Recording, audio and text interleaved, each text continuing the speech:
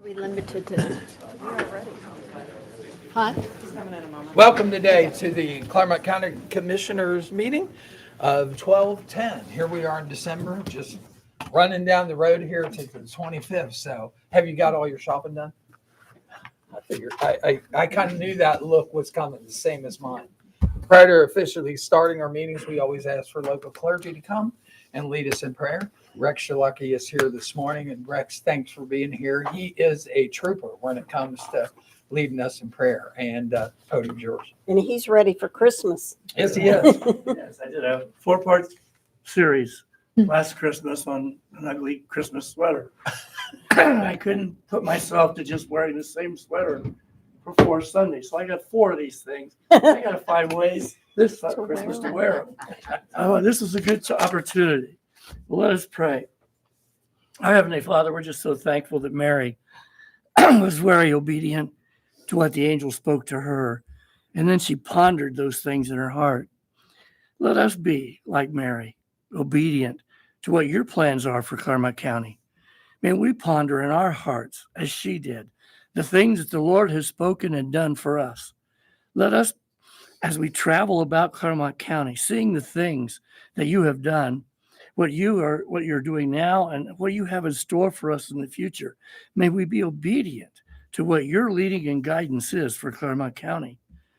Father, we're also reminded of Joseph, who was a man of integrity, honor, and respected in his community.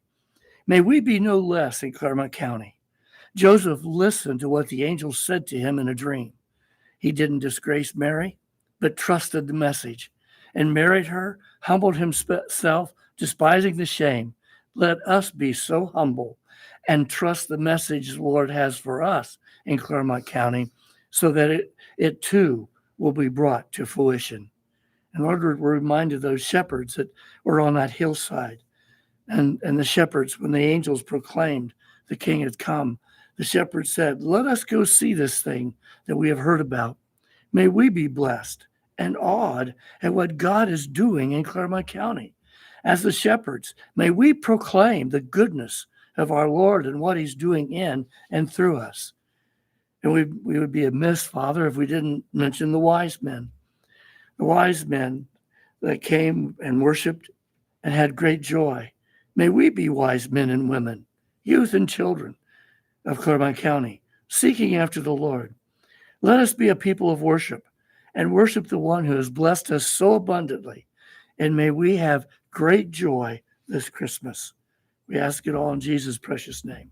Amen. Amen. Amen. And now to officially start our meeting, Commissioner Boucher, would you lead us in prayer? Yes. I Pledge allegiance to the flag of the United States of America and to the republic for which it stands, one nation, under God, indivisible, with liberty and justice for all.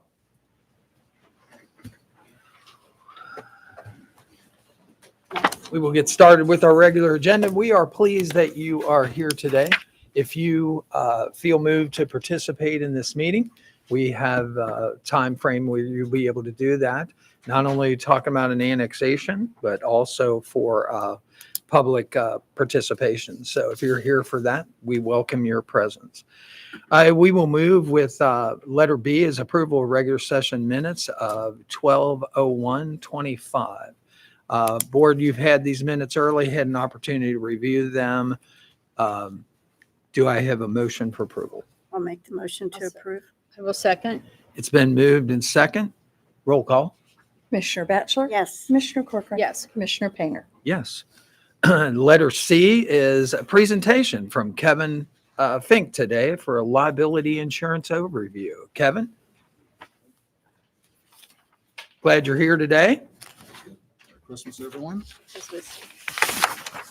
I believe Mr. Eigel has given you the Yes. full-blown detailed proposal. In the interest of time, I have just a very short summary for you. Okay. But, hopefully I'm delivering Christmas a little bit early for Clermont County. If you take a look at it, and I just to get a starting point or set the stage, at the beginning of last year, the county had X number of values in buildings and so many vehicles and so many law enforcement officers and all these things. If you look at it a year later, the way I would evaluate it, I would say you've probably grown about 2.5% on a weighted average basis. So if your cost was, $1 million, now it would be 2.5% more than $1 million this year because of the growth on a flat rate basis. So when you keep that in mind when you see what the actual renewal program costs are. We've marketed the program, the various lines, quite extensively actually over the last 5 years because the marketplace has been about as challenging as I ever recall it in my 30-some years in this business. Finally starting to see some stability, but this year we actually, in addition to looking at options in the more traditional marketplace, we obtained an option from CORSA, the County Risk Sharing Authority, and they have what I think what we all would like to have, an unfair competitive advantage. But that's good. If you look at the cost table, your entire program cost last year, in round numbers, was $1,243,000. We had 3 more traditional options with different property insurers. That was a line of coverage. All you got to do is turn on the Weather Channel or look at the news with wildfires, the deep freezes, the windstorms.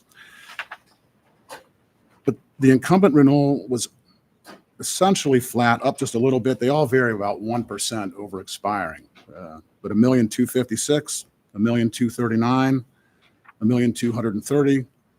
The option with CORSA, which also reduces the liability deductible for your auto, is down $223,000 to $1,022,16. Okay. So you're looking at about an 18% cost reduction with lower deductibles and an additional $2 million in liability limits for your cyber insurance. Now there are some little differences and nuances. In my opinion, the service offerings and the program coverage in CORSA overcomes those minor little nuances. And I've listed those down at the bottom of the page, the major changes. The first few are, what I deem to be highly positive. Wind and hail retention reduced from $250,000 to $50,000. The water damage from 100 per location to 50,000 per occurrence. We've increased the cyber limits by $2 million. Now, the part I said where there's some other nuances, the equipment breakdown, also known as boiler and machinery insurance, that deductible is the same as a property. It goes up some, but those losses are typically infrequent, and the cost savings more than over. You'd have to have a whole bunch of those to eat up the difference in the cost savings for the difference in the deductible. Now, the other part, liability defense, is part of the limit rather than in addition to it, and the county would cede some control over its liability defense. Right now, this program allows you a little bit more input and control over defense of claims within the retention. These would be handled by CORSA, but with 73 other counties in there, I don't think anyone's complained about them not taking the county's interest into account and concern. If you want to flip to the next page, just some of the other benefits.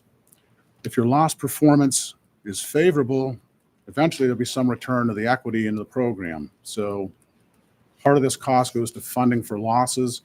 The other parts, they're fixed costs. Well, that part, if it's not used for the payment of losses, that portion that comes back to the county over time. They also provide a wealth of HR-related resources, an employment law attorney advice hotline. They've got HR toolkits with sample policy manuals, seminars for your different elected officials. Similar to what we provided, and what you'd still have access to, online risk management training courses for department heads. There's some cybersecurity grants up to $5,500 for security enhancement efforts that the county makes. There's also the potential for law enforcement grants for various different items such as body scanners, body and dash cams, jail booking software updates. And there's regional training seminars for the law and correction officers on road patrol, legal updates, things of that nature. The CORSA staff will come out after the first of the year to review these resources with the appropriate department heads and personnel within the county. If you look at the last page, again, now CORSA is not an insurance company. It's an insurance pool. It's authorized under the Ohio Revised Code. so they don't have an AM Best rating. We are still going to place the cyber, intend to place with your approval, the cyber coverage separately, and that's basically also at the request of Corsa. They've got some work to do with the cyber portion of their program. And the balance of it's just a real quick summary of, the insurance limits and the deductibles. Again, they're either, for the most part, the same as what you have or reduced for the auto liability, reduced for portions of the property coverage. Now, the last page, there are a few little nuances to this. The Corsa program runs from May 1 to May 1. Your program now runs from December 31st to December 31st. What they would do is essentially they would lock in your rate through May of 2027, but they would write the coverage from December 31st to May 1 of 26, and then May 1 of 26 you would go to an annual term. So you would actually, I'm showing you annual numbers just so it's easier to follow, but you would actually only pay 4 months up front now, and then you'd pay 12 months next year. But the rates would remain, they've guaranteed the rates for that time period.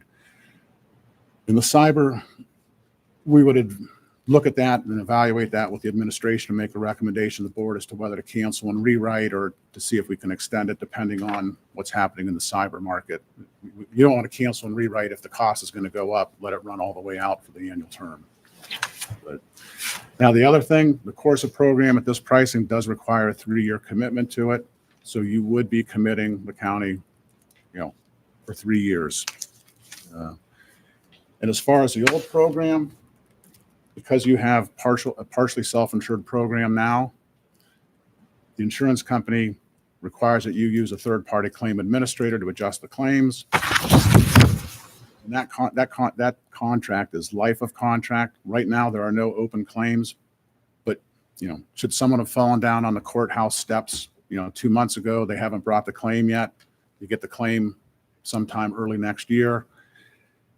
You would have a runoff expense. You would have to pay the $695 per claim fee and the $3,800 annual administration fee for every year that the claim is open until all claims are closed. Now, for the most part, like I said, we don't have a big tail with claims with the county. So again, there's some potential for the runoff cost to go into it, but when you look at the overall cost savings, it's not an issue that I would, find concerning to make the change. And that's about 40 pages of stuff turned into 3 or 4 short minutes, I hope. Any questions from anyone? Questions? I think you kind of hit the nail on the head when you said they have an unfair market advantage because of the pooling structure that the state of Ohio lets them, participate in. Rules myself. Mhm. I'm familiar with them. I understand them, and I feel pretty comfortable with their program. Thank you. Thank you. Board, at this time, I'd go to additions to the agenda. There is an addition prepared here for this particular subject. Gail, would you like to, well, first of all, let me have a motion to add it to the agenda. I'll make the motion. I'll second. It's been moved and second. Roll call. Commissioner Corcoran. Yes. Commissioner Batchelor. Yes. Commissioner Painter. Yes, Gail, could you read the resolution into I'll be the happy record? to. This is a recommendation to execute the 2025 participation agreement between the County of Clermont, Ohio, and the County Commissioners Association of Ohio County Risk Sharing Authority. That is CCAO-CORSA, and Homeland Insurance Company of New York. This is submitted by Arthur J. Gallagher Risk Management Services. And this is all outlined in the attached Exhibit A summary of coverages. And this is for the purchase of liability insurance for property, equipment, third-party liability, employee dishonesty, faithful performance of duty for the term of 12/31/2025 through 5/1/2027 at an annual premium rate in the amount not to exceed $1,6,700, with the annual term rates to remain unchanged for the new term of May 1st, 2026 to May 1st, 2027. That is the course of program year. And further to authorize Thomas J. Eigel, County Administrator, or Emily Akers, Director of the Office of Management and Budget, to execute any and all documents related to the renewal proposal. Board, you've heard the reading of the resolution to execute the 2025 participation agreement. Do I have a motion for approval? I'll make the motion. I'll second. It's been moved and second. Roll call, Gail. Commissioner Batchelor? Yes. Commissioner Corcoran? Yes. Commissioner Painter? I will abstain. And I abstain because I am currently the president of CCAO, which this is one of their divisions, and I will be until the last day of this month. And then as of January 1, I will be the past president of that organization. So that was the reason for me abstaining. We will move on with the agenda. We have a presentation by Emily Akers, Director of Clermont County Office of Budget Management. Emily, thanks for being here this morning. Thank you, Commissioner. Good morning. Morning. Morning. So today I'm here. It's the third and final presentation, hopefully, of the 26 draft appropriation. I'm going to do a really quick rundown. There's been a few changes, and I'll go over those, and then the board will have to give me some direction on what you would like to do with some open items.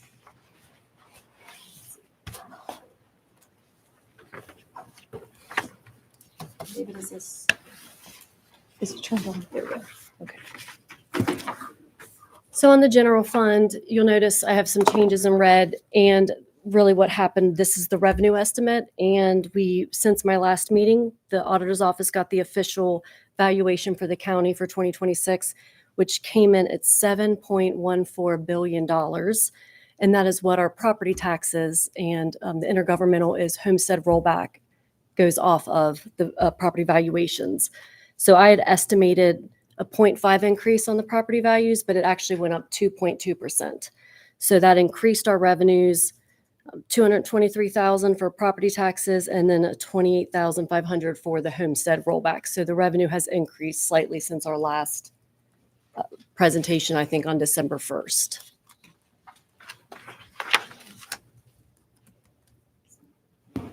Oops. Here we go. So now the general fund expenses, there have been some changes on here. There was just a couple small items that was requested for administration to move in. There was a public record software for the sheriff's office that has been included now. Juvenile court, there was $25,000 added into their budget for assigned counsel, psych evaluations, interpreters. And then there's also the reduction for the risk management that just went through. When I originally prepared the appropriation, we had the original estimate, which was much higher than what the course estimate came in at. So now I was able to reduce our general fund expenses by, it was about $200,000 was the savings. The biggest change though that looks much higher now is that non-operating. I have moved I've planned for a $14.5 million transfer from general fund into capital. Otherwise we would not have been able to appropriate capital because the fund was running out of money.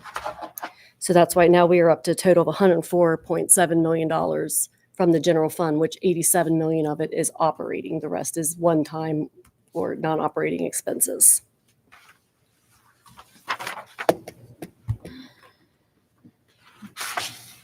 So just a really quick look at the general fund. Now the balance for year end, there were some slight changes throughout, but now that I've moved the money into capital, our unrestricted fund balance for 26 is just over $9.5 million. That is pulling out the 35% operating expense fund balance that the county requires to keep in their general fund. Then we also have the budget stabilization of $5.3 million as well. So just looking at, there's been some slight changes across the board when we were looking at appropriations request for next year. You have to have enough revenues to support your appropriation request. But in the scheme of things, there really weren't many changes. We're still looking at $274 million outside of general fund. And if you want me to go into any more detail on these, I know we've discussed them multiple times. These really haven't changed much. So the total appropriation, including general fund, is $379 million. We are drawing on all of our funds planned just under $45 million.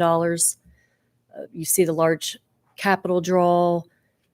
That's the non-operating. That includes that $14.5 million transfer. Enterprise funds, which is mostly our water resource capital fund, is planning to draw for their capital projects.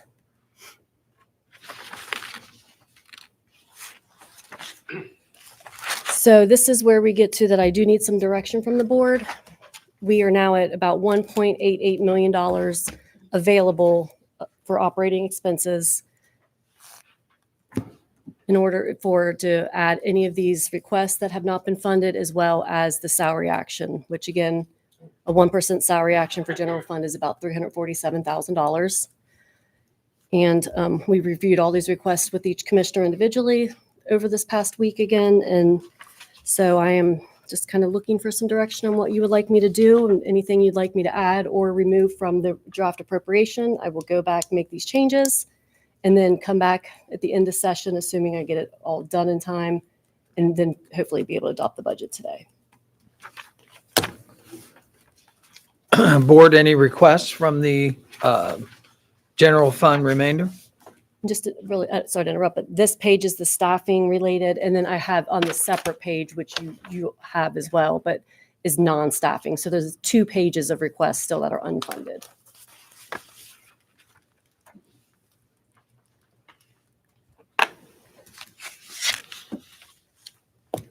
Are you ready for some? I am ready. Okay. Common Police Clerk, new position, request for 59,720. Is that included and not included? It is not right now on there. Right. Okay. That's one request. Common Police Court, 40,575. That is to fund those 2, the increases to This those is- staff. Yes. yeah. Okay. DPSS, the assistant position, 103,900. Assistant director. Assistant Director, thank you, 103,904. Then there was services. I don't know if we included that one or not. 22,500. That is not currently included in there for additional purchase service requests. All right, that was the other one. Domestic Relations, 19,246 for the intern to full-time.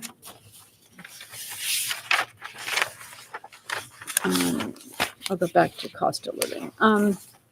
Probate court, 5,000. Council increase. Yes.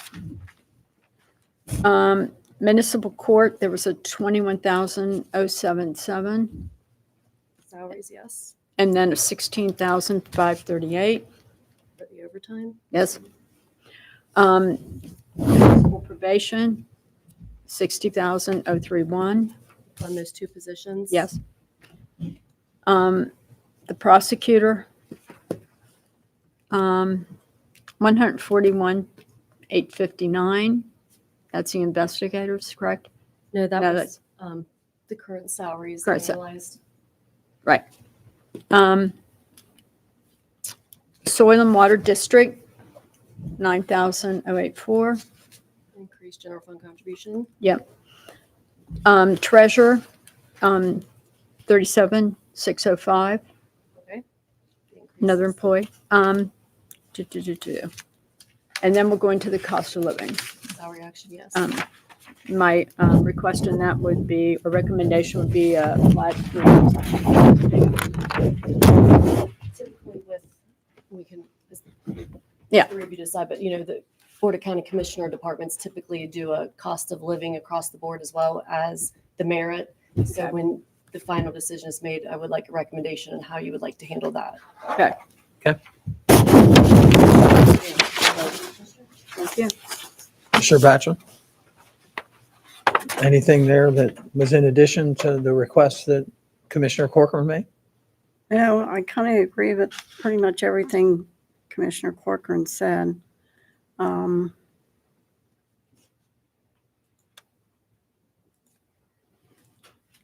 think that would pretty well cover what I was looking at.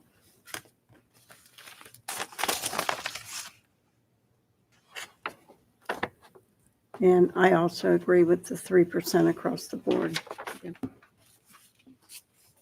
I mean, I think that is kind of staying in with what our neighbors are giving, so. It is. Only in there, Commissioner Corcoran hit most of the items on there.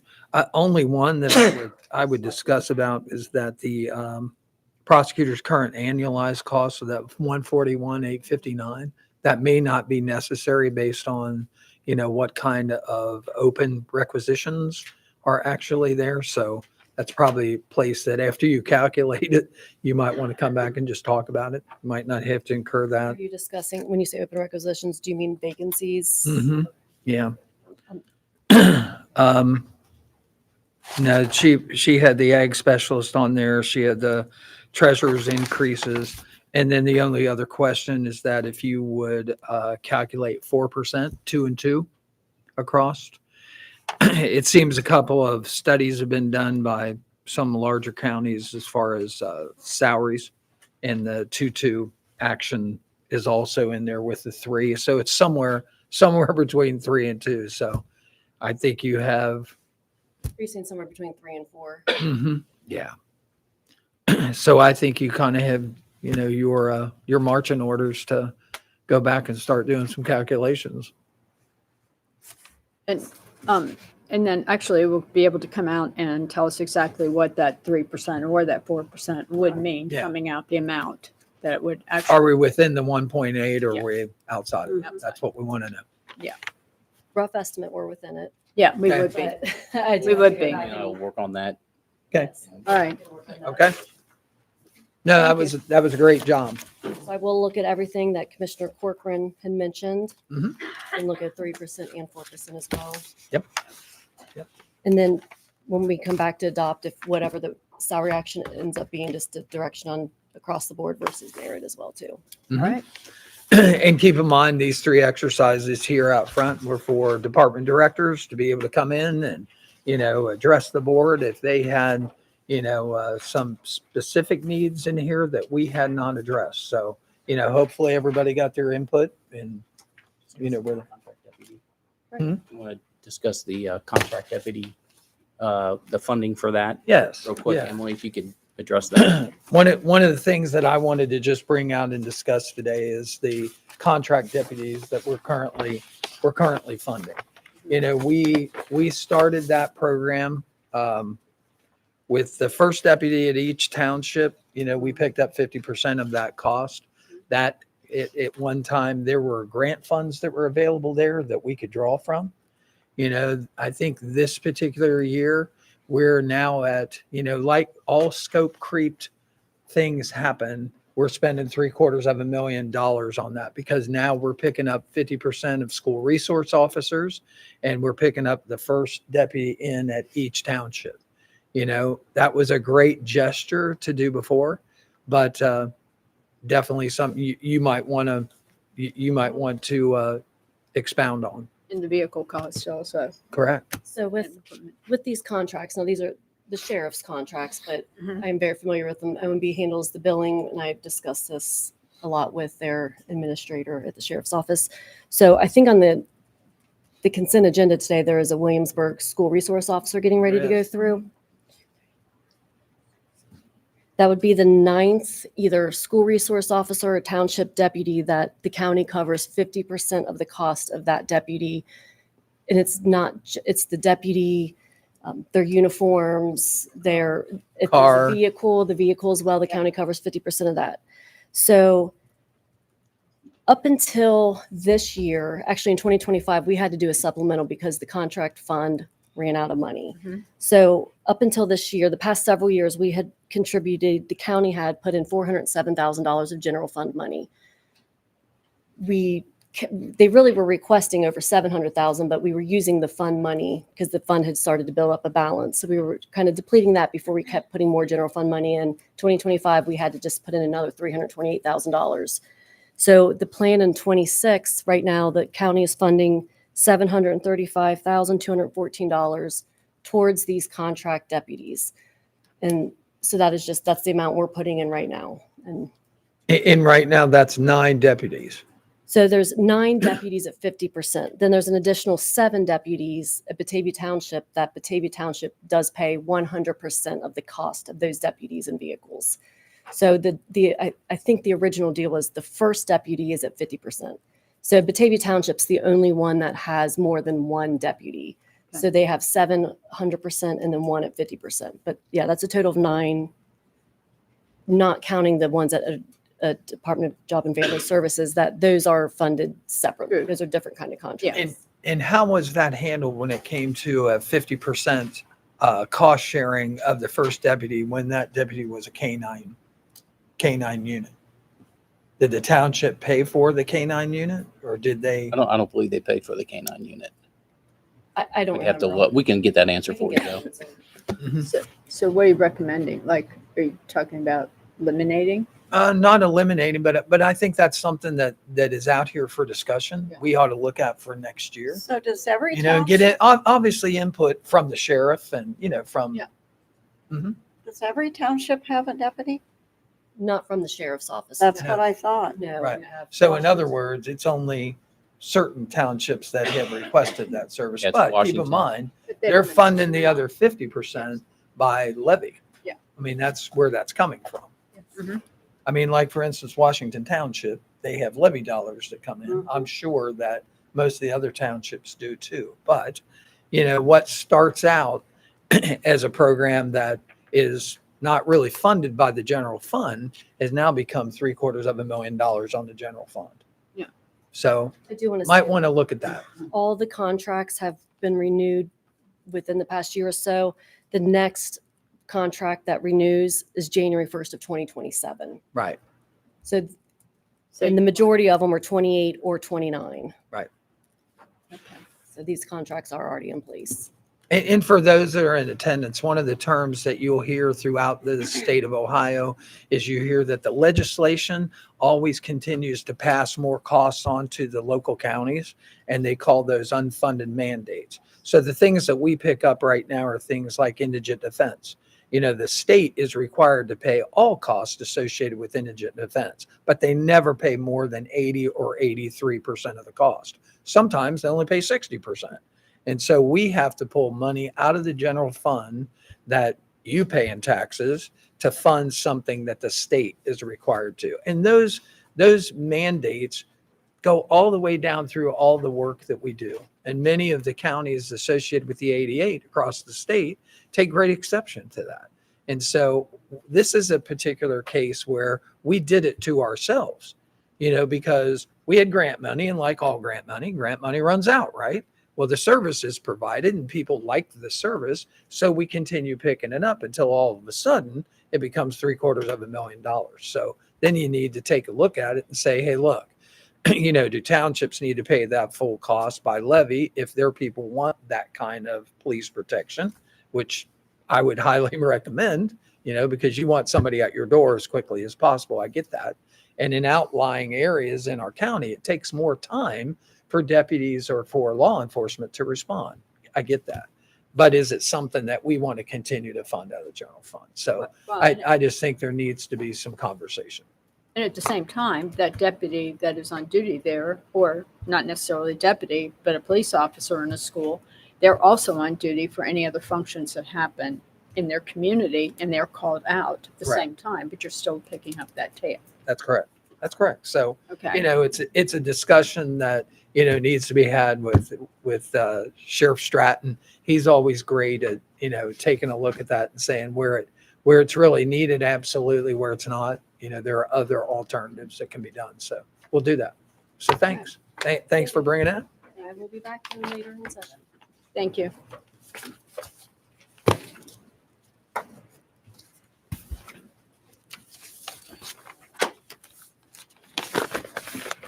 We will move on with letter D. Letter D is public participation. Is there anyone this morning that would like to participate from the public? Let's, Chuck, come up and tell us who you are and where you live. Keep in mind, you will have 5 minutes. You have been identified by the president of the board, which is proper, and that we're not to comment during this time, but we can comment if there's something we need to comment on. The podium's yours. Thank you. Chuck Gallagher, Clermont County Airport. First of all, I want to thank Commissioner Corcoran for allowing us to come back and talk about this again today, and allowing Commissioner Batchelor to be here. Commissioner Batchelor, I know I sent this information to you. I assume you saw it. If you brought it back again today or not. So today I was going to go a little bit more detail on the runway protection zone and the concerns I have on this. So in reality, if you have this with you, we're talking about off the end of runway 22, where Taylor Road crosses the end of the runway. If you want to, I'll give you time to flip to that page. It's the next one after that one, I believe. No, the other way. Other way. Thank you. Like this. It looks like that. Thank you. All right. So the runway protection zone is an area of safety off the end of the runway. And it's defined, it's for the purpose of planes, safety of planes and people on the ground. So you have an approach runway protection zone and a takeoff runway protection zone. And those will be clearly defined in the master plan.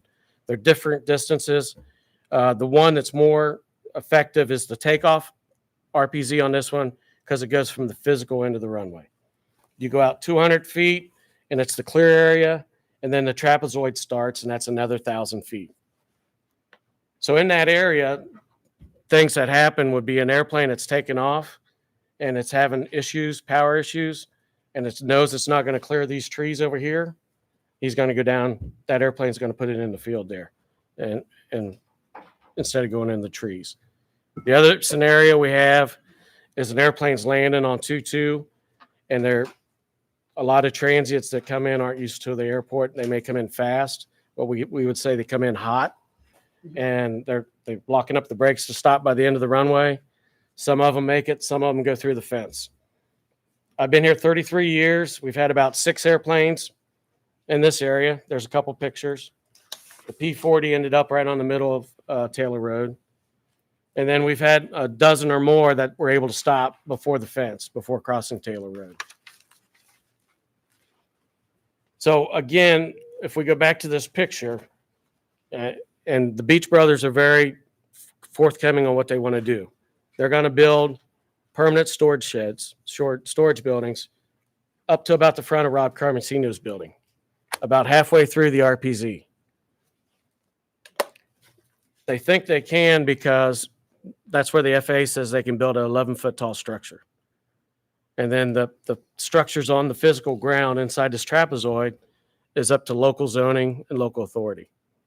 And that's the FAA stance on that. So my concern is if this goes to a different jurisdiction than it's in now, we may lose that zoning authority. So here's a scenario. The B-25. I'm sure everybody in here has seen the B-25 take off.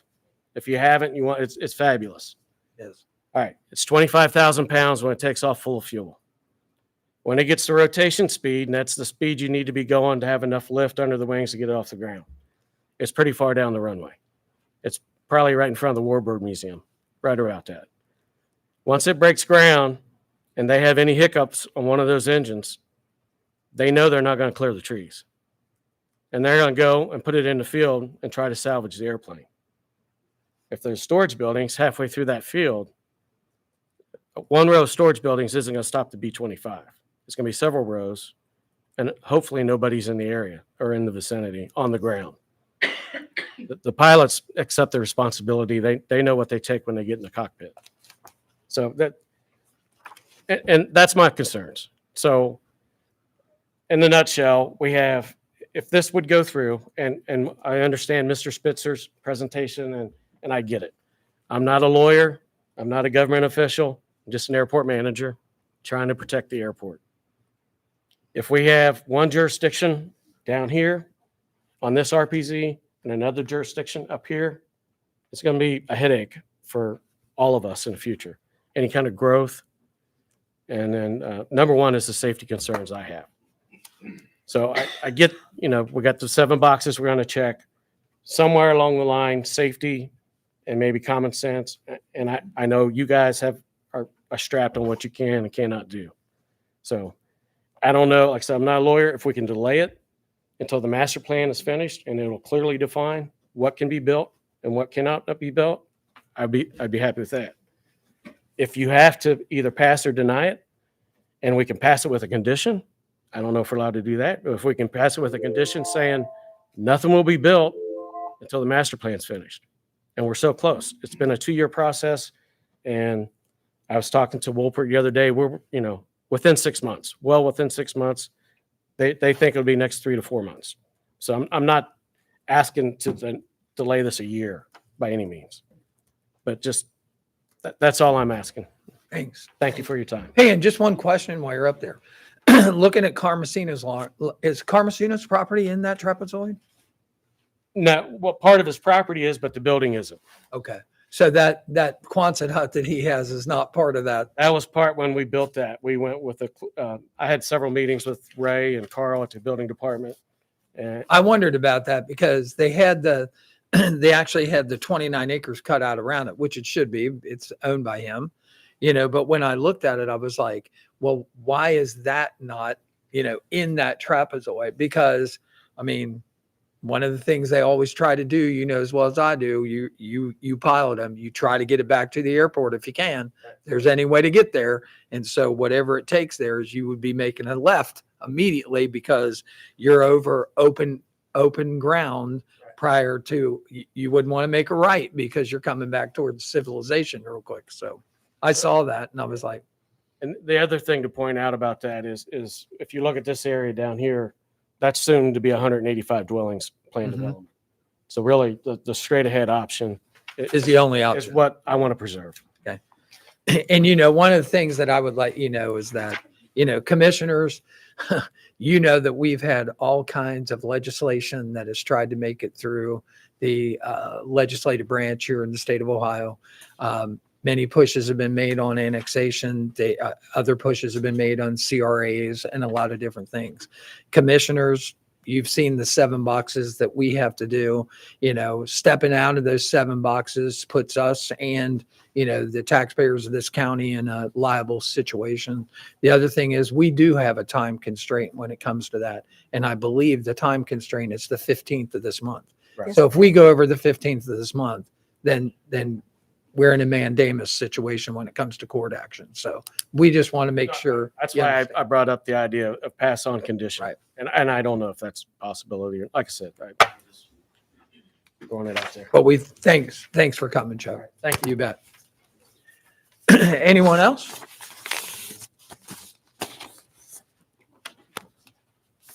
Tell us who you are and where you live. You bet.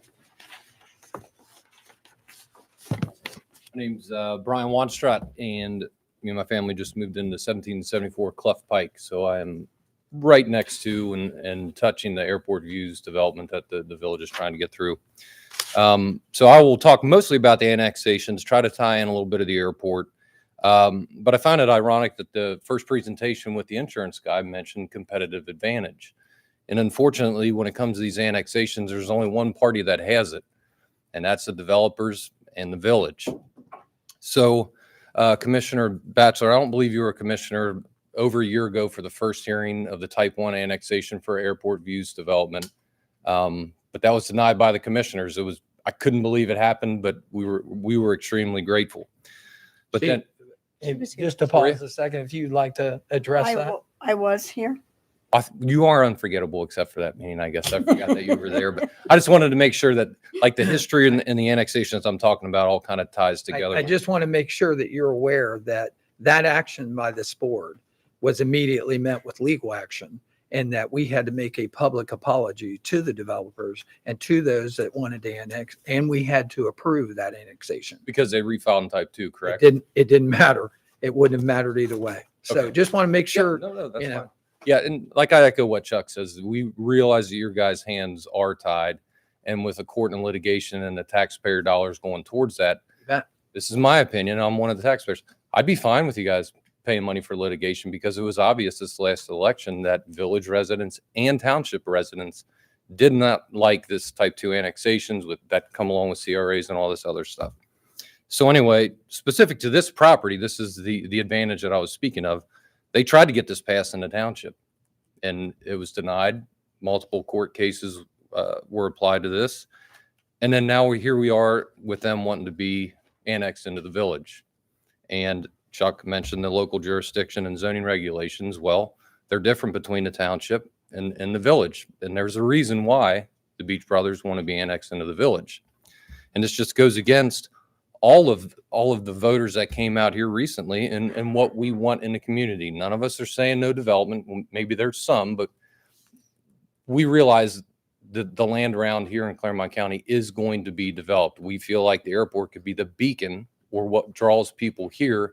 We just want the development done responsibly.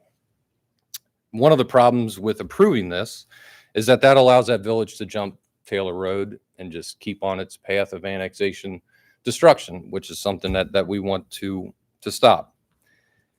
So I feel like we are all being taken advantage of, commissioners, the voters in the township and the village, even all of the Clermont County taxpayers with the decisions of the village of Batavia utilizing type 2 annexations, which in my opinion is almost a bending of the original intent of the law.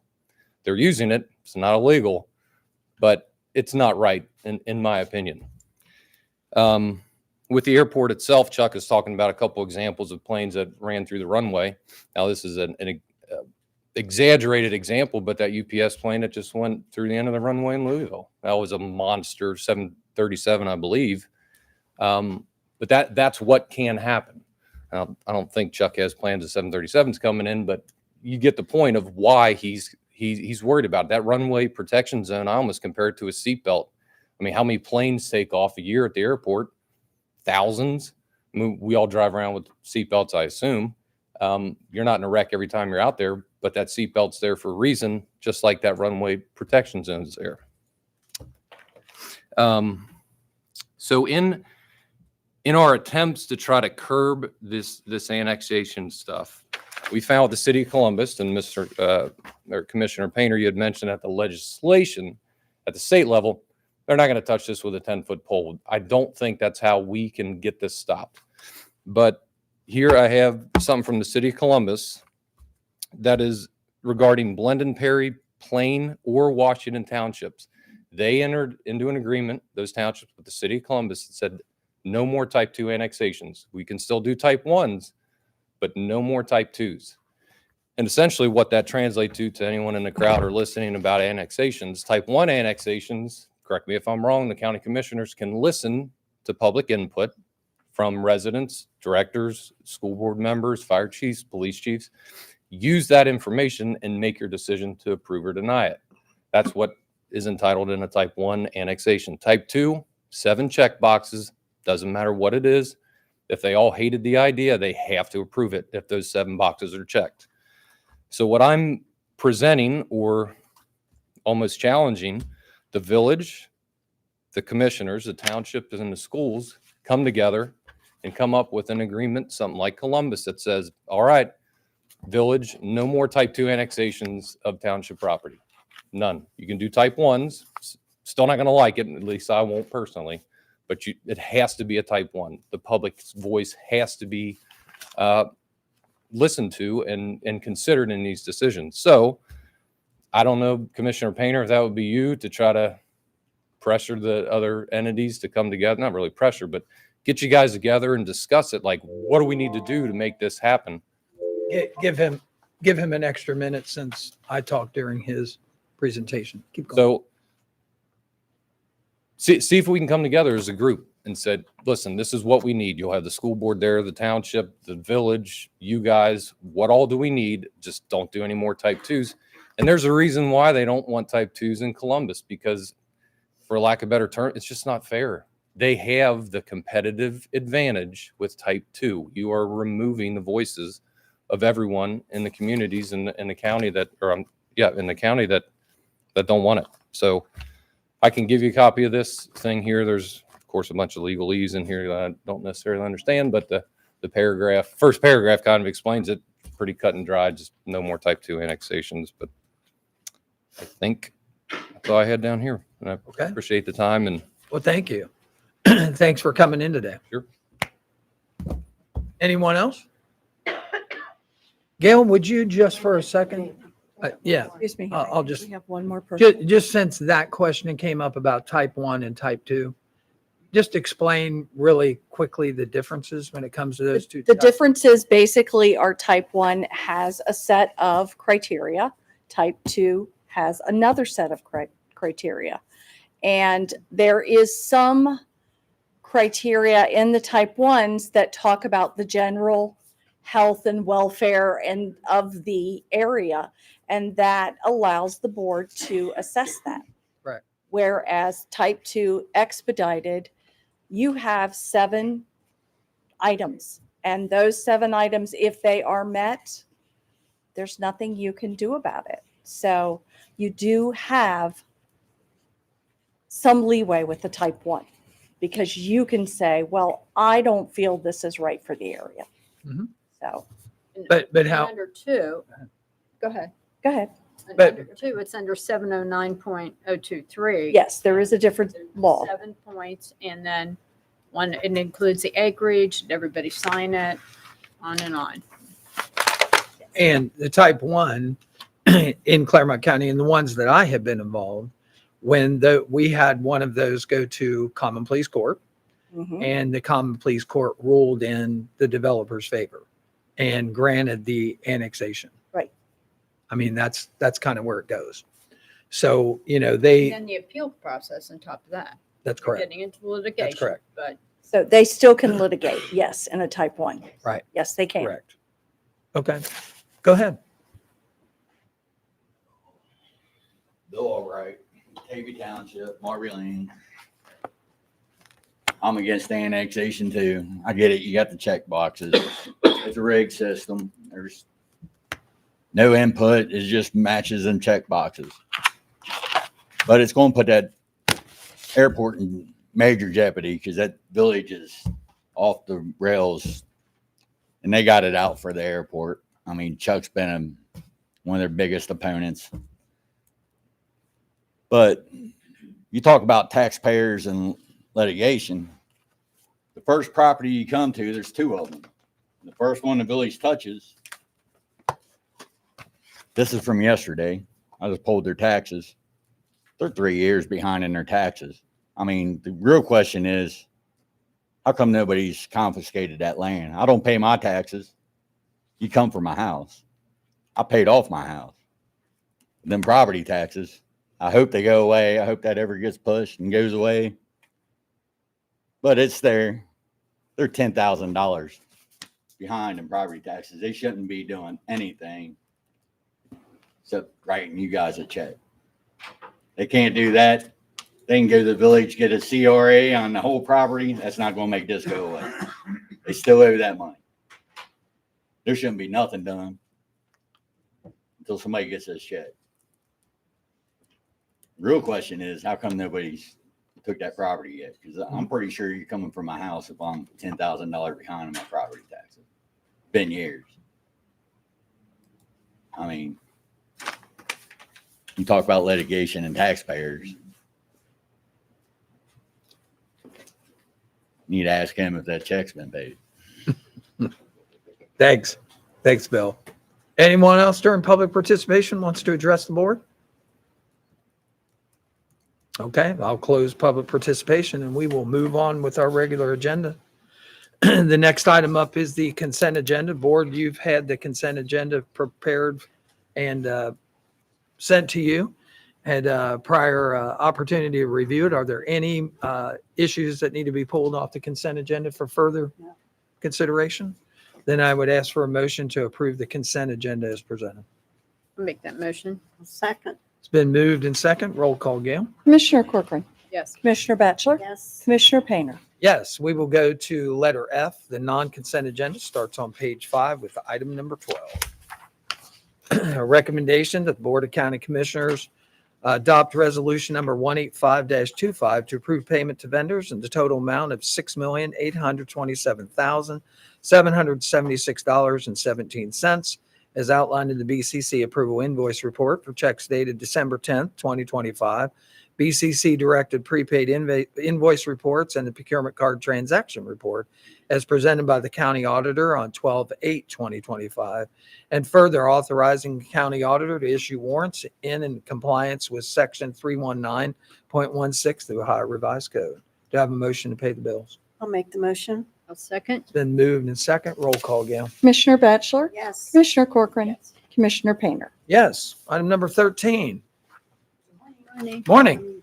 Diana Owens for Common Police Court. I'm here to make a recommendation to execute project change request number 005 to the contract for professional services between the Board of County Commissioners and Courtview Justice Systems, Inc., does business as Equivant of Canton, Ohio, previously approved by the board on April 20th, 2022, to provide 200 hours of additional on-site configuration training and assistance for the case management system for the Clermont County Municipal Court and the Clermont County Municipal Court Clerk's Office in the amount not to exceed $38,700, with all terms of the original contract and project changes to remain in full force and effect, and contingent upon the approval of the 2026 annual appropriations and the release of the required purchase order. Board, you've heard the reading of item number 13. Do I have a motion for approval? I'll make the motion. I'll second. It's been moved and second. Any further conversation or discussion? No. Roll call, Gail. Commissioner Corcoran? Yes. Commissioner Batchelor? Yes. Commissioner Painter? Yes. Thanks, Diane. Item number 14. Morning, Morning, Andy. Andrew Mays, CTC Director. Recommendation to authorize David L. Painter, President of the Board of County Commissioners, or in his absence, any member of the Board of County Commissioners, to execute the revised transit asset management plan for 2026 between the Board of Clermont County Commissioners on behalf of Clermont Transportation Connection and the Federal Transit Administration pursuant to and in compliance with 49 U.S.C. 5326, with copies of this plan transmitted to both the local MPO and the Ohio Department of Transportation. Board, you've heard the reading of item number 14. Do I have a motion for approval? I'll make the motion. I'll second. It's been moved and second. Any further conversation? Roll call, Gail. Commissioner Batchelor? Yes. Commissioner Corcoran? Yes. Commissioner Painter? Yes. Thanks, Andy. Item number 15. Lyle, good to see you. You. Lyle Bloom, Clermont County Engineers Office. Item 15 is a recommendation to approve the request to advertise for bids for the 2024 landslides project, project number LS-17-25, located in various townships pursuant to the plans and specifications, and to authorize the clerk of the board to place a legal notice in a newspaper of general circulation on December 18th, with bids to be received until 2:00 p.m. local time on Thursday, January 15th, 2026. Here in the office of the Board of County Commissioners, where they will be publicly open and read aloud, and the notice will also be posted on the county's website. So these landslides are ones located on Hopper Hill Road in Pierce Township, another on Baldwin Road in Union Township. We have one on Coombs Road in Washington Township, and another in Washington Township on Moscow Cemetery Road. Board, you've heard the reading of item number 15. Do I have a motion for approval? I'll make the motion. I'll second. It's been moved and second. Any further conversation or discussion? We didn't have Tom in here today. If Tom would have been here, I would have just cautiously said, don't landslides always bring you down, and he would have known that was a Fleetwood Mac song. But roll call, please. Commissioner Corcoran? Yes. Commissioner Batchelor? Yes. Commissioner Painter? Yes. Item number 16. Item 16 is a recommendation to approve the request to advertise for bids for the 2025 landslides, project number LS-18-25, located in various townships, pursuant to the plans and specs, and to authorize the clerk of the board to place the legal notice in a newspaper of general circulation on December 18th, with bids to be received until 2:00 p.m. local time on Thursday, January 15th, 2026. Here in the office of the Board of County Commissioners, they will be publicly open and read aloud, and the notice will also be posted on the county's website. So there's 3 landslides associated with this project. The first is on Price Road in Miami Township. The next is on Bartlow Road in Franklin Township. And the last is on Happy Hollow Road in Miami Township. Board, you've heard the reading of item number 16. Do I have a motion for approval? I'll make the motion. I'll second. Any further conversation? Roll call again. Commissioner Batchelor? Yes. Commissioner Corcoran? Yes. Commissioner Painter? Yes. Thanks, Lon. Item number 17. Morning. Morning. Chris Rowland, Water Resources Department. Item 17 is a recommendation to accept the contract between the County of Clermont, Ohio and Building Crafts, Inc. To Rosewood Drive, Wilder, Kentucky, for the Newtonsville wastewater treatment plant. Part A, project number 6402-60117, located in Wayne Township, as complete as of 11/22/24, and to approve of the application for payment number 27 of the final, which represents a release of retainage in the principal amount of $157,959.97. Board, you've heard the reading of item number 17. Do I have a motion for approval? I'll make the motion. Was that our final payment, 20 or 27 on that one? What do we have? It's final payment. 20. Okay, 20. we're good. We're good. I'm sorry. No, it's me. Thank you. I'll Made the second. motion. It's been moved in second. Roll call, Gail. Commissioner Corcoran, Yes. Commissioner Batchelor, Yes. Commissioner Painter. Yes. Item number 18.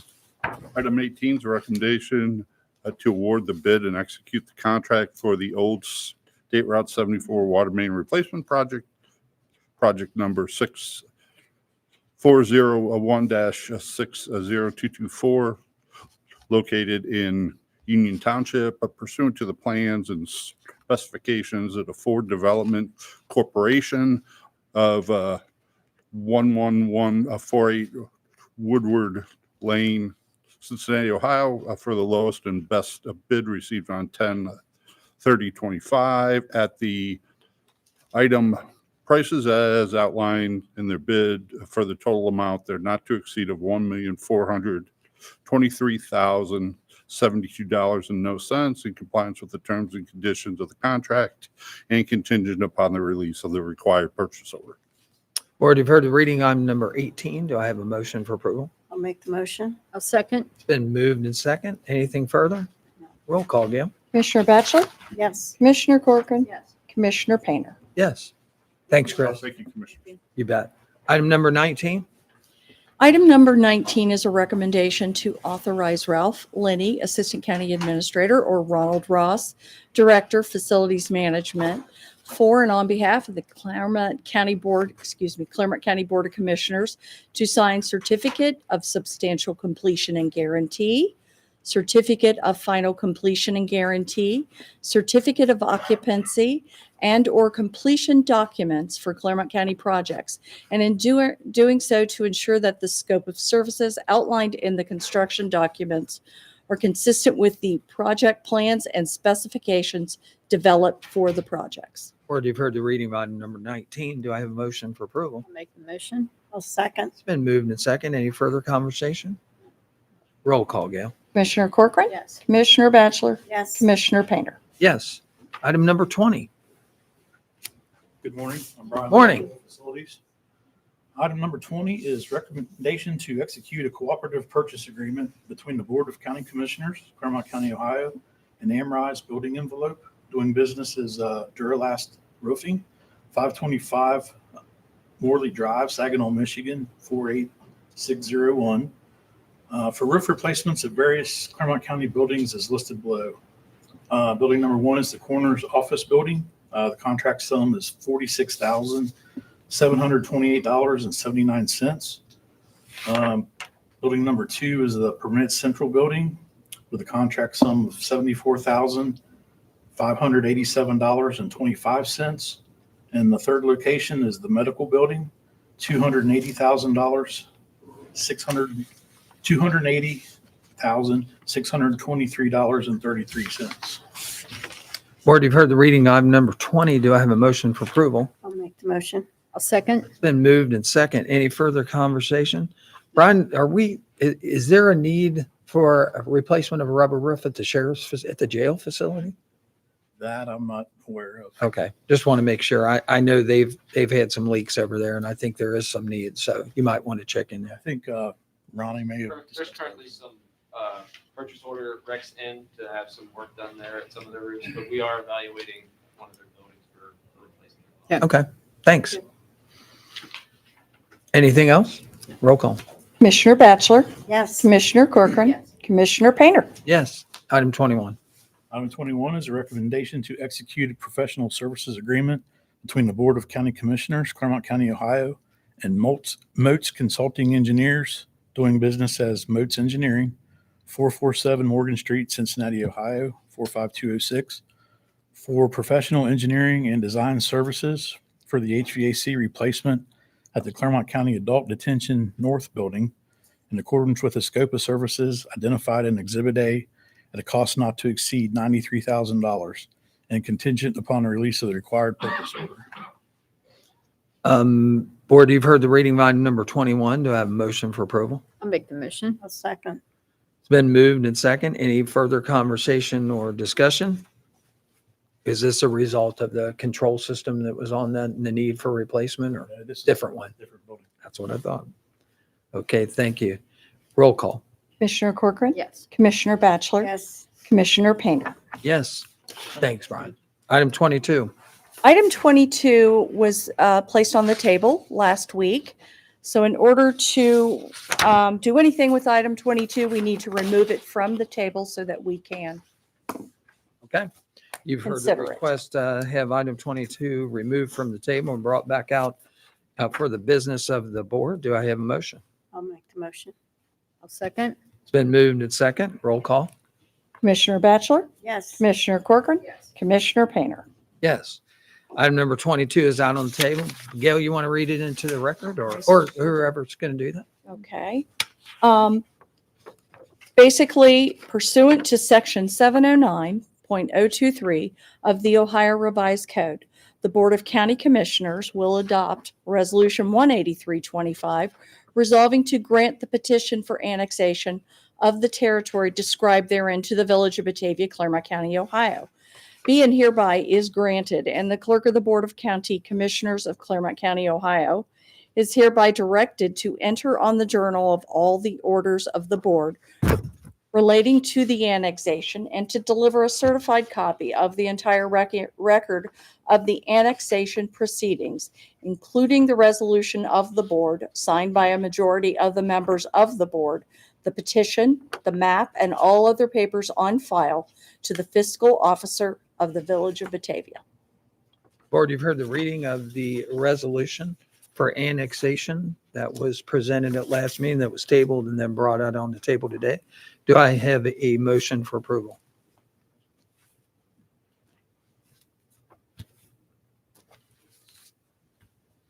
Last day that we have to, 15th of December.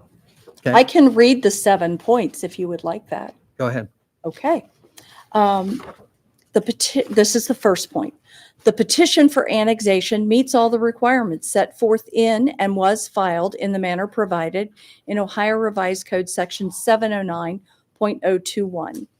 Number 2, the entities who signed the petition constitute all the owners of the real estate proposed for annexation as defined in Ohio Revised Code Section 709.02E. Number 3, the territory proposed for annexation does not exceed 500 acres, and the description and plat of the territory proposed for annexation is accurate. Number 4, the territory proposed for annexation shares a contiguous boundary with the municipal corporation to which annexation is proposed for a continuous length of at least 5% of the perimeter of the territory proposed for annexation. Number 5, the annexation will not create an unincorporated area of the township that is completely surrounded by the territory proposed for annexation. Number 6, the municipal corporation to which annexation is proposed has agreed to provide the territory proposed for annexation the services specified in the relevant ordinance adopted by the municipal corporation under Ohio Revised Code Section 709.023. Number 7, the Village of Batavia has agreed to, as a condition of annexation, to assume the maintenance of any street or highway segmented by the boundary line of Village and Batavia Township, or to otherwise correct the problem. The condition set forth in Ohio Revised Code 709 6.023E7 has been met. This has all been written up by our legal counsel, Ryan Spitzer, and provided to the board previously. Okay. And so I would move to propose that the annexation be granted. Do I have a second? I will second. May I make a comment? Yeah, absolutely. I only second this because our hands are tied. The way the law is written right now, that's the way it has to be. If the law was different, you would not get a yes vote from me today. I absolutely oppose annexation. I would say that we value the Clermont County Airport. You know that. You know, our hands are tied when it comes to this matter. All we're doing is belaboring exactly what's going to happen if we would wait till next Wednesday. You know, so I too would have a different. I have lobbied for this particular thing, and you are aware of that, you know, at the State House, and have actually made my presence known there. You know, so I understand that annexations were put in place many, many years ago when everybody lived in a village. And that was because unincorporated area was needed to be able to advance the village and make it larger and allow more people to live there. That's not how people live today. You know, today our two largest land areas when it comes to townships are Union and Miami. And 50,000 residents live in those two areas. So, you know, we have small villages. However, small villages have home rule. And they get the advantage of being able to attach unincorporated areas throughout. And when I say that the legislation needs to address that, that's exactly where it has to be addressed. Not only have counties lobbied for that, so have school systems. And school systems would like to have the ability to be able to approve annexations, which they don't get to do that. So that's exactly where we are. Any other comments? Roll call. Commissioner Painter, Yes. Commissioner Batchelor, Yes. Commissioner Corcoran. I know that my vote no means nothing, but I'm voting no. I think that people spoke, and I think it's sad. Again, if I can add. Yeah. I only voted yes because my hands are tied. I have no other choice. Okay. We have legal counsel, and our legal counsel has spoken.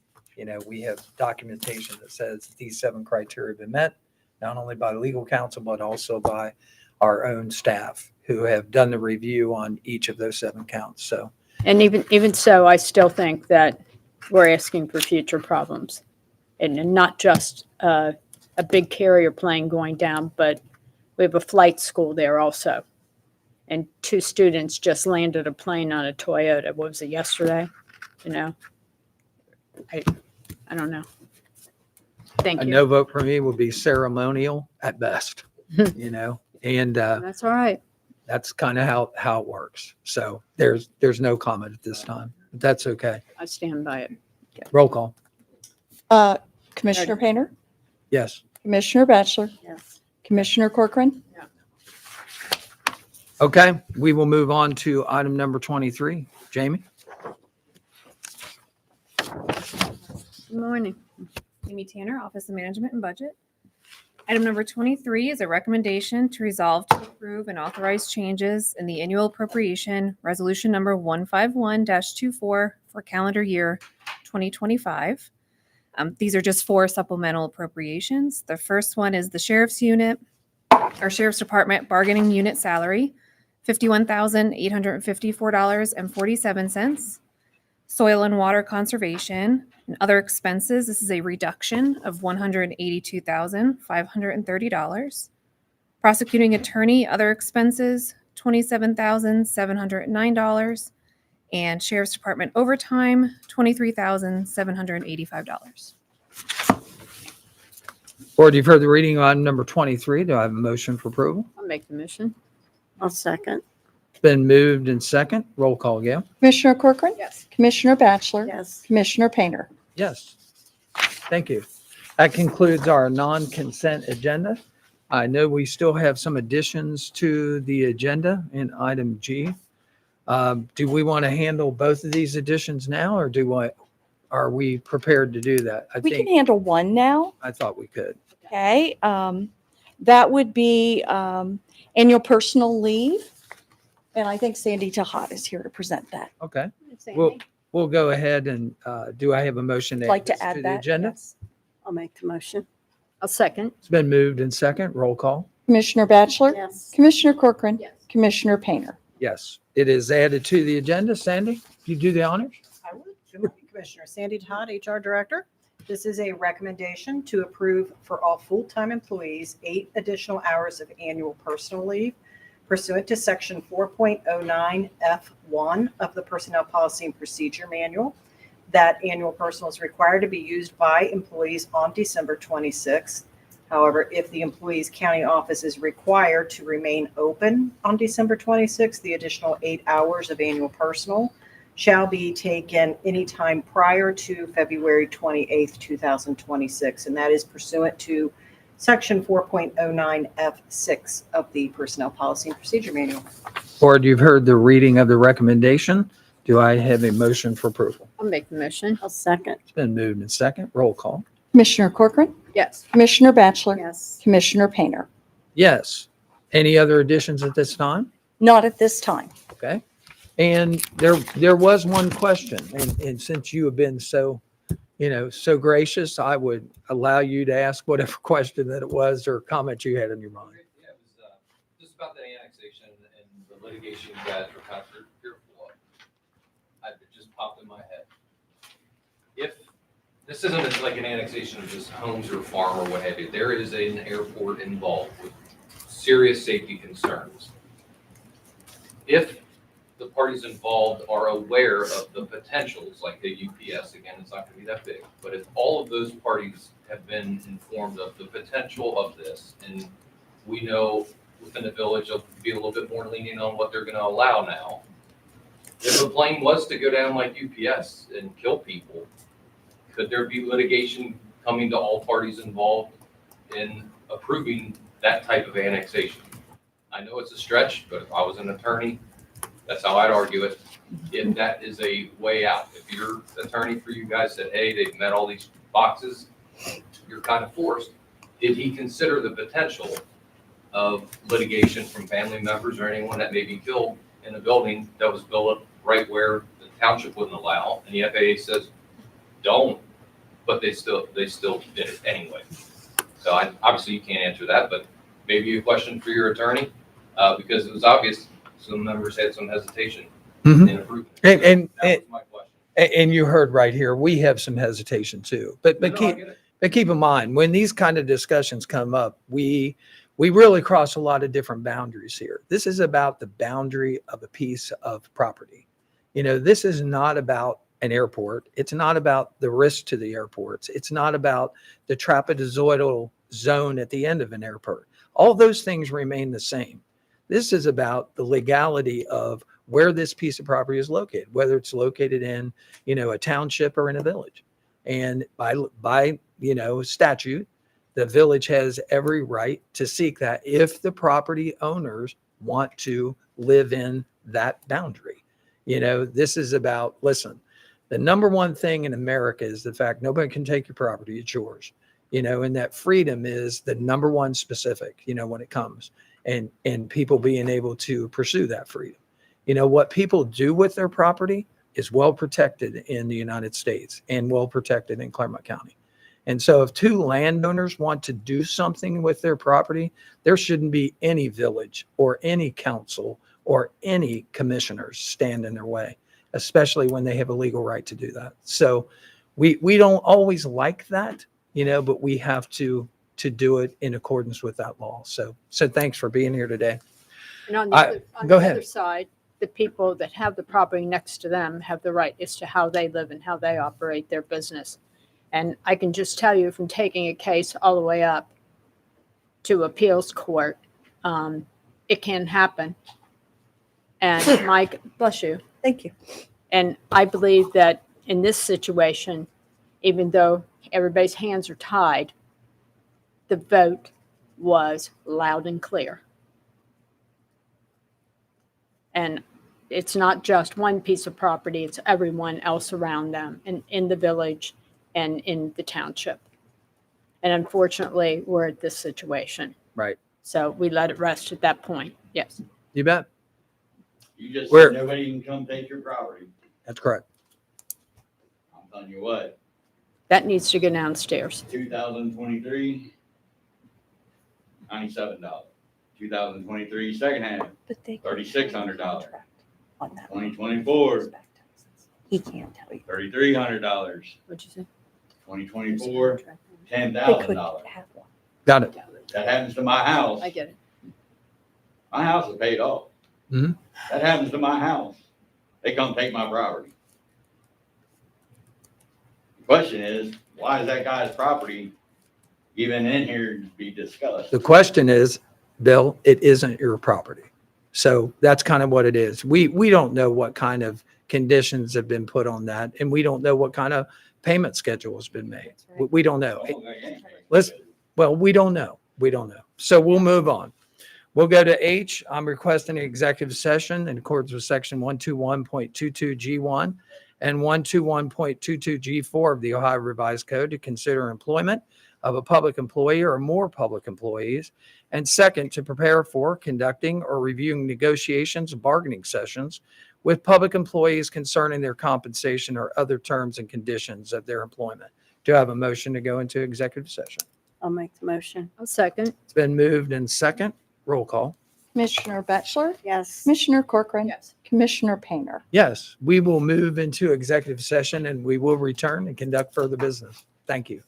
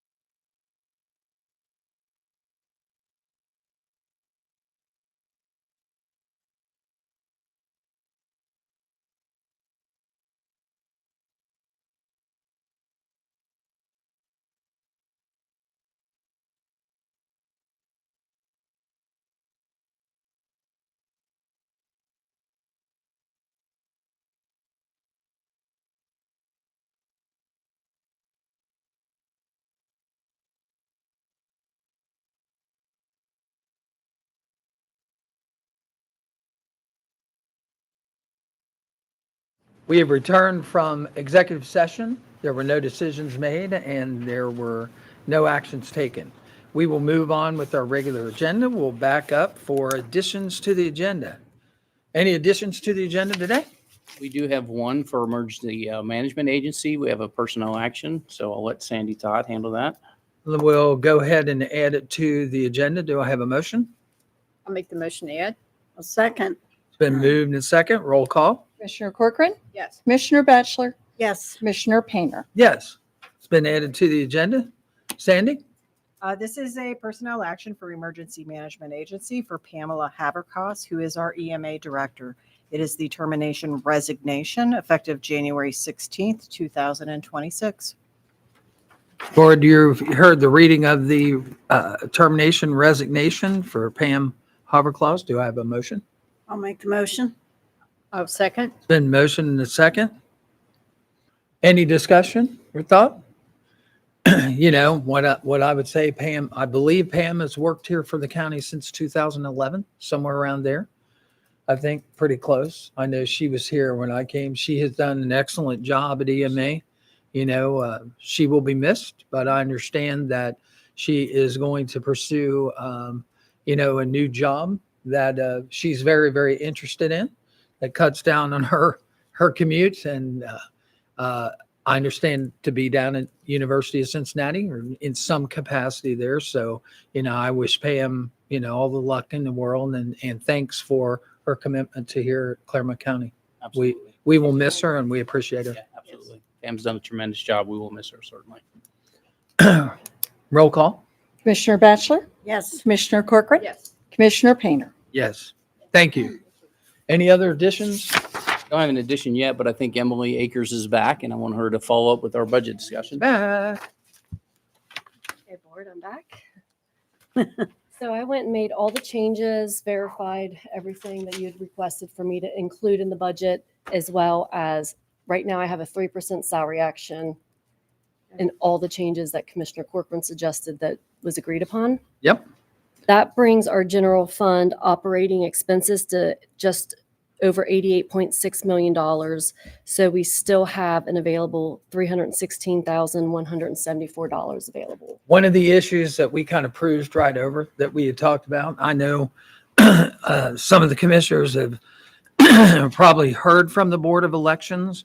You may have even went to a meeting there where they went through all of the disparities that were in the different Board of Elections. In their particular staff increases, they asked for 202,000.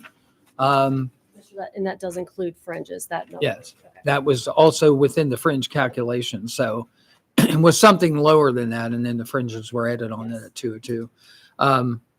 My thought on that is we looked at the disparities. We looked at the positions and my thought on that was $150,000 that we should add into the budget for their salaries and position increases over there. They are well behind And Board of that's to Elections. help retain the people that It they is. have. It is.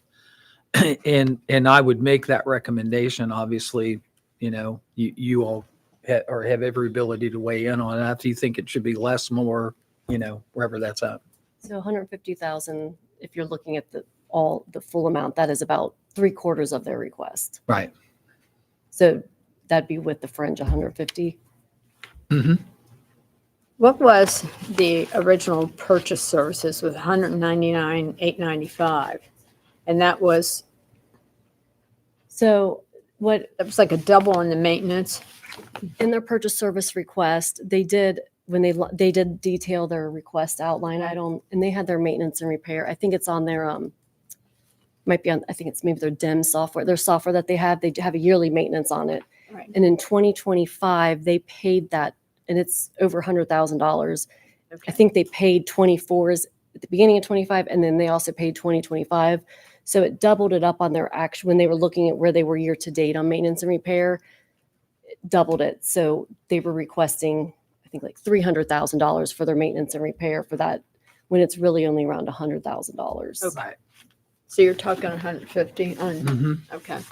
And that's purchase services, not the salary related, but Mm-hmm. Okay. So we want them to be able to retain their personnel. Well, sure, we don't want them to get them trained and then they go somewhere else for making more. I mean, you couldn't blame them.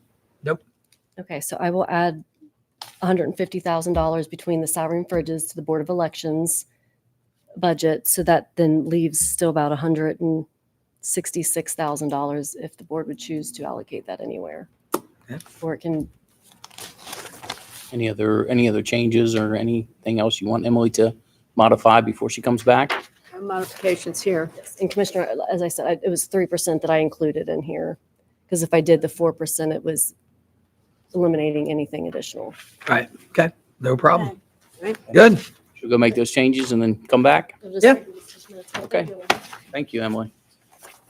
Anything else on the regular agenda? I know Have we want, staff discussion, but. yep, we want to move to county staff elected official discussion. I understand Gail had something she wanted to discuss with the board. Yes, I just wanted to make sure that the board was aware and anyone listening that our reorganization meeting will be held January 5th. And that is the Monday after New Year's holiday and 10 o'clock, our normal time. And that our first regular session of the year will be January 7th, which is Wednesday at 10 o'clock. And then at that time, we'll discuss all the other sessions.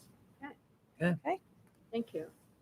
Any other staff and elected official discussions? I know Angie is here this morning, talked to us about the shelter. Thanks for being here. Yes, Angie Lavisi, Deputy Assistant County Administrator. Commissioners, I wanted to give you an update. We had a really exciting training happening down at the shelter for the past few days. This was the Dogs Playing for Life training. This is a nonprofit group, and David, Mr. Scheibenzuber, got some great video of us that he's going to be playing while I talk. So Dogs Playing for Life, they offer a training to shelter staff like ours in implementing play groups and using different skills to keep the dogs safe, keep our staff safe, and also to properly assess dogs' behavior so that we know, that wrestling around's fine, but when does it escalate and what do we need to do when it does? These play groups will give us a lot of information as we're trying to get our dogs adopted. It helps us to understand how they play with others. That little one that's getting jumped all over, Pecan, is my new favorite down at the shelter, wearing the socks there. Look at it. These dogs were having so much fun. It was so fun to see. It was so fun to watch the staff learning these skills. They're going to be implementing these play groups now under these new skills that they've learned. We'll be able to get our dogs out playing a whole lot more than we have before. I think that the stat they gave us, the trainers gave us, was that one 20-minute play group is equivalent to a 2-hour walk for a dog. So they get so much enrichment, so much stimulation. We're just really excited about all of that this is going to bring to our shelter. Hair on his back. As a reminder, the Dogs Playing for Life group is a nonprofit. We were offered a sponsorship, so they came and did this totally for free for us, and we're just really, really grateful to have had this opportunity. Very nice. And a cold day to Excellent. film, wasn't it? It was a very David? cold day. David, you were out there filming? So Angie, I saw where you found a puppy at Eastgate, or not Eastgate, East Fork. Yes, I think that puppy came in Yeah. yesterday. The brown one. Was cute. Yep. Was he pit bull? No, No. didn't look pit bull. He's young. It's funny when you see those dogs all play together, two things comes to mind. You see some of them when they come into that play group, you see that stripe that comes up on their back where their hair stands straight up. And as a handler, that's one of the things that you immediately take account. When you see that, because that basically says that there's an issue. They're trying to find their own way. The other thing that I'm really, really surprised watching them, and I'll just make the observation, is that they left those leads on. Many times at a big player like that or a big park, they will let you bring your dog in and they size them. You go into like a little station and then they pick what side of the park you go on. The dogs will, with leads on, will go right at each other. And the minute you take the leads off, That one's it stops. It stops. And the reason it stops is because they're trying to find, since they are hurt pack animals, they're trying to find their place in the pack. Yep. And it's pretty unbelievable. And they gave us all different kinds of things we can do to help our staff feel safer, and keeping the leads on is one of them. They won't always do that, but while we were doing this initial training, we did exactly what you said, so we can grab them quickly. There was one dog that had a very long lead on it, and that's because it's a jumper, so we know it can climb the fence. So we wanted to be able to grab it if it tried to make an escape. So, yep. Cool. They're great. Thank you. Thank you. That Thanks right for there, filming that, David. That was flopping over great. on their back is total submission. They're having the time of their lives. Those dogs were worn out after this. Yes. Good. Thank you. When I used to play with Bo a lot of times out in the yard, many times I had to flop over on my back like that. Say I'm done. Oh, shoot. Emily? Miss Akers is back. So She is back that quick. Take the podium. Okay, so I did make the change with Board of Elections, just for full transparency. It ended up being $152,065 due to the fringes being a calculation.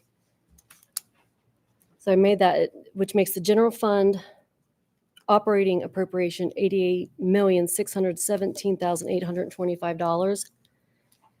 And I just want to say the overall county appropriation with all funds would be $381,427,953 is our full appropriation. Yeah. And the 3% salary action is included, but I did want to get clarity of how you would like that to be addressed with the BCC departments being across the board, merit, where would you like to split that? My suggestion, commissioners, would be 2% merit base, 1% across the board. Yep. Fine. 2% merit, 1% across. Okay. And are you going to make adjustments to your presentation and then make sure each one of the commissioners has that?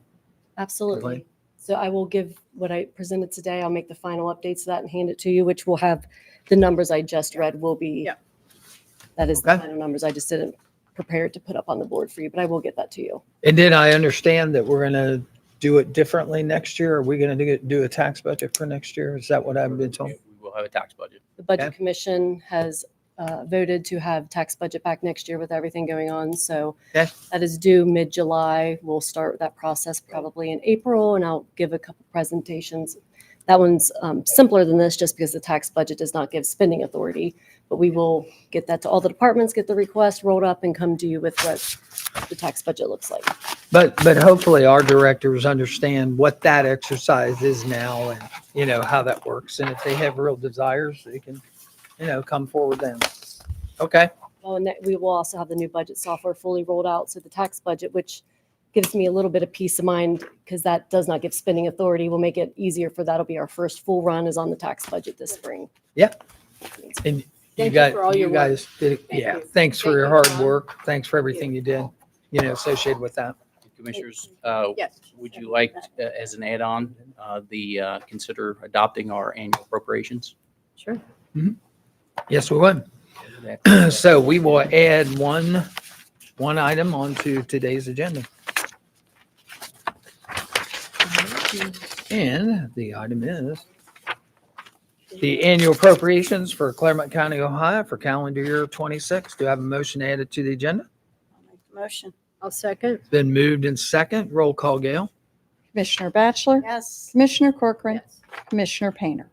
Yes, it's a recommendation to adopt resolution number 186-25, resolving to adopt the annual appropriations for Clermont County, Ohio for calendar year 2026 pursuant to and in compliance with section 5705.38 of the Ohio Revised Code to establish the legal level of control for the 2026 annual appropriations pursuant to and compliance with the Ohio Administrative Code, section 117-5-02.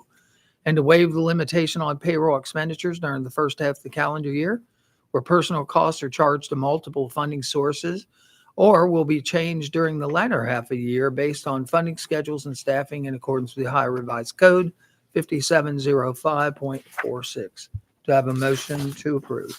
I'll make the motion. I'll second. It's been moved in second. Any further conversation?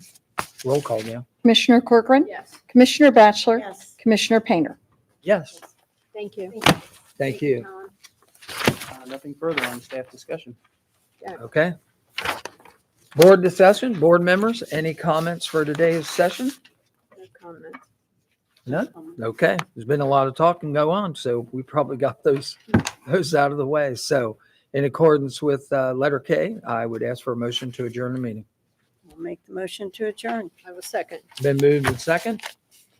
Roll call, Gail. Commissioner Batchelor? Yes. Commissioner Corcoran? Yes. Commissioner Painter? Yes, thanks for being here with us today on December 10th, on this dreary, rainy day that is getting colder by the minute. So Wait for the snowstorm. I know it. I know it. You know, we were just thinking this morning that we're coming into this cold weather here in December, and we still have January and February to go. You know what I mean? So if you have somewhere that you can go that's warmer somewhere in the middle there, by all means do so. And thanks for joining us today, and we hope to see you next week.